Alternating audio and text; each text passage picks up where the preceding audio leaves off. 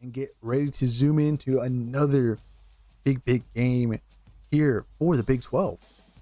Texas Tech at Utah.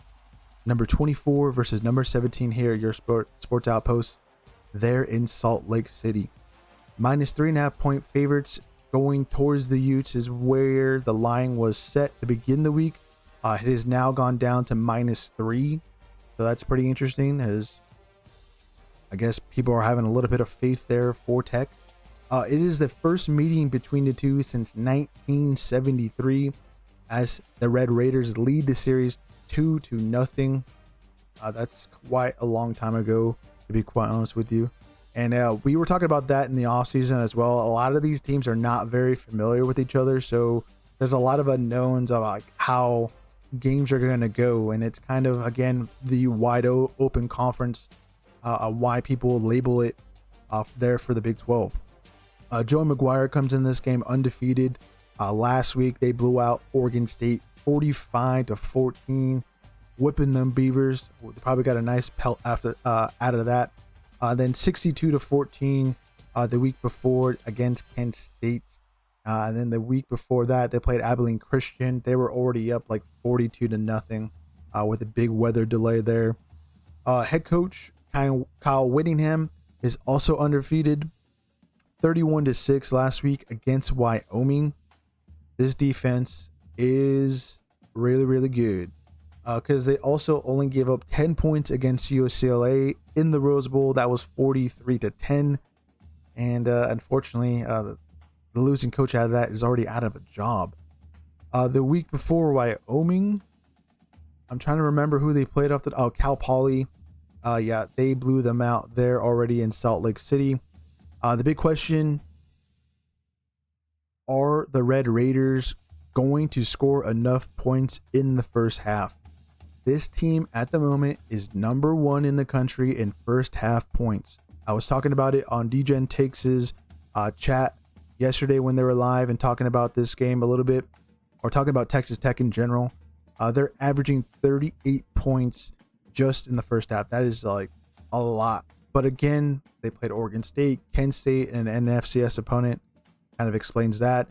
But last year, kind of the same thing. What they're trying to do is get up early, coast on that lead, forcing their opponents to make mistakes. They were third in 2024 with first half points, 20.8 per game. That's some pretty good stuff. But again, the reason why they have the 38 per game at the moment, their overall opponent's record here in 2025 so far is 2-7. Yeah, that's not so good. Oregon State hasn't won a game. Kent State just barely beat Merrimack. And then I think Abilene Christian won against an FCS opponent. But you guys, I don't mean to repeat myself already on this stream, but like we did in that last game we previewed, we have another case of an unstoppable force meeting an immovable object. The two squads going at it. This time, though, it's only just two. That would be Texas Tech's run defense versus Utah's run offense. The Red Raiders right now are second in the country in giving up yards on the ground with 35.5 yards per game. That is ridiculous. That is some crazy stuff. But their opponents so far are 2-7. Utah on the ground, fourth in the country with 298.5 yards. What a physical game we have maybe here for us there in Salt Lake City in week 4. You got Rodriguez. I'm forgetting the other linebacker's name for Tech off the top of my head. Those guys are pretty solid. Secondary had a lot of investment from the portal, especially also in that front end in the defensive line. So we'll see how that holds itself together against the best team so far this season for Tech. I'm really liking that matchup. And if I'm not mistaken, this will be our morning game over on YT for the morning show. If you like red zone stuff, we kind of do that over there for our watch along kind of thing again on Saturday morning if you want to come tune in. Another thing to mention, both quarterbacks Baron Morton and Devin Dampier are pretty efficient.